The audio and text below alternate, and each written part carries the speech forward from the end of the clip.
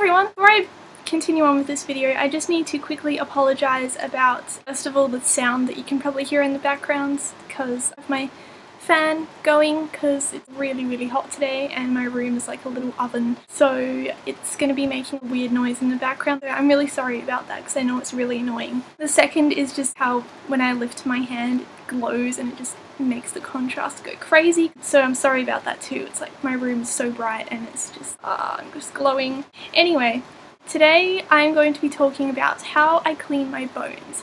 A lot of people have been asking me this question in real life, on Facebook, on Tumblr, on YouTube, just everywhere, and I've been asked a few times to make a video on it, but I kept saying that, you know, I didn't really see a point because there's already quite a few videos out there on YouTube about how to clean bones, and my process is pretty much the same as like everyone else's that has done a tutorial. But I keep getting questions about it anyway, so I'm just going to make the video. I'm not going to have any examples, I'm just going to talk about it, but hopefully it's still going to be somewhat helpful. So now the first step kind of depends on what state of decomposition the animal is in. If it's still quite fresh and, you know, it still has all the feathers or fur and the meat and everything, I suggest either, well, if it's small, I wouldn't bury it because the little bits and pieces of the bones and stuff can get lost in the dirt and, you know, then you won't have as many bones, and if you want to articulate the skeleton at the end, it's not going to be very easy with missing pieces. So with a small thing, what I suggest to do is you leave it outside on the ground. You can put it in a cage so that no large scavengers can get it, only the bugs can, to get the meat off. Otherwise what I do is I put it on the ground and then I put bricks around it, and I kind of make like a brick sort of structure around it so only bugs can get in, because you don't want foxes and cats and stuff taking your dead thing, because, you know, you kind of need it. Once it's decomposed enough that you can see bones, or that it's just kind of skin and bone and there's no meat and stuff left, what I do usually is I will macerate it if there's still skin and stuff left over, like a considerable amount. So with maceration, what you do is you get the dead thing and you get either a container or a bucket or a jar or whatever, you stick it in there and then you fill it with water. This usually really only works well if the water is kept warm, so this is something good for summer, but basically you just leave it in there for as long as it takes for there just to be bones left and no more meat, and you keep topping it up as it evaporates into the air, or if it's like winter or something, you just change the water every 2 weeks. That's what I do. And basically that just lets all of the bacteria of the animal and stuff like eat away at the rest of the flesh and just does the job for you, so you don't have to be picking flesh off and stuff. One thing with this though is that it stinks so badly. So if you're going to do that, and if you're going to have jars and jars of maceration things going on, don't have it near windows or doors or other houses, unless you're really weird and you like the smell of rotting corpses, which I'm guessing you don't. I certainly don't.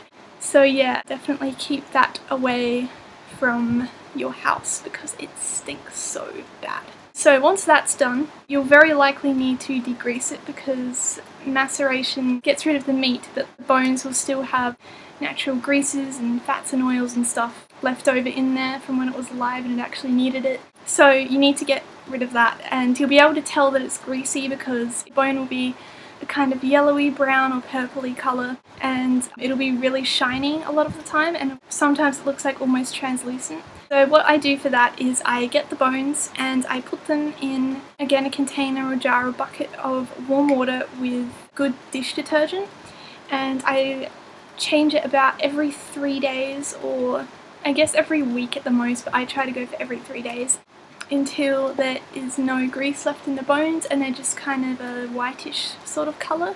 It can take quite a few weeks or even months, so you just got to be really patient and just keep attending to it and changing the water and everything. But what the dish detergent does is it just pulls the grease out of the bones, and you'll be able to see in the water that you're degreasing the bones in. It'll be kind of foggy, or on the top there'll be this sort of thin layer of, I don't know, just this shiny looking stuff, which is the grease from the bones. So yeah, once that's done and you're sure it's all degreased and everything, it's not discoloured too much and it's not too shiny. Some bones will still be kind of brownish or a little bit discoloured even once you've degreased them, because bones do just have that natural colour that's kind of like yellowy tanny, and they're not perfectly white unless they're really old or they've been cleaned very thoroughly. But once you're satisfied with your degreasing, after that, what I do at least, is I sanitize them, and you can also use this to whiten them, in hydrogen peroxide. I just put it in a little container, make sure it's not glass or metal, because I believe those two materials and peroxide don't go well together. Some crazy stuff happens. I don't even know. Put the bones in the container, and then I usually dilute the peroxide half and half. So I would recommend using 3%, but if you're using 3% peroxide, you can either soak the bones in like just the peroxide pure without diluting it at all. But you'd only need to leave it like for a day or two if it's like that. But if you make it half peroxide, half water, then you will need to leave it for a bit longer, like maybe 4 or 5 days. That's what I do. And then obviously if the peroxide is 6%, then you dilute it so it's, I think, 2 parts water, 1 part peroxide. Because if the peroxide is too strong and then you leave the bones in that strong peroxide for too long, afterwards, over time, they can become really brittle and they can break apart, and it's basically the same result that you would get from bleaching bones. Because if you don't know, using bleach on bones, like household domestos or whatever, is not good for bones because it does really damage them over time.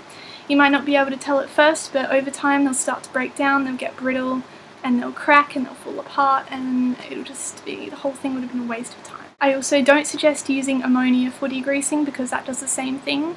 But yeah, so you do the peroxide thing, not bleach, peroxide.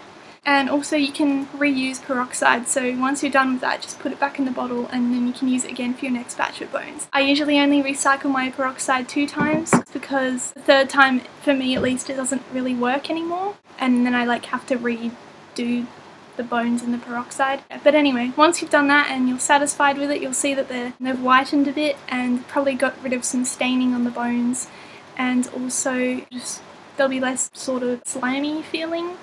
And so once you've done that, what I like to do at least, and I actually learnt this from Bright Raven 9's tutorial, is that once you're done with the peroxide, you obviously tip that out into the next bottle or down the drain or whatever, and then you fill the container of bones back up with water, and then you slush it around a bit, then you tip out the water, and then you put more water in it and you leave that for about a night to get rid of any excess peroxide that's in there, because otherwise I think it can continue to eat away at the bones, and I don't know, you just don't want that stuff continuing to sit around in there. Yeah, so once it's like sat for a night or a day or however long you think it needs, then you tip out the water and then you lay the bones out on, you can use like paper towel or just paper or tissues, toilet paper, whatever, something that will soak up the water in the bones, and you just leave them like that.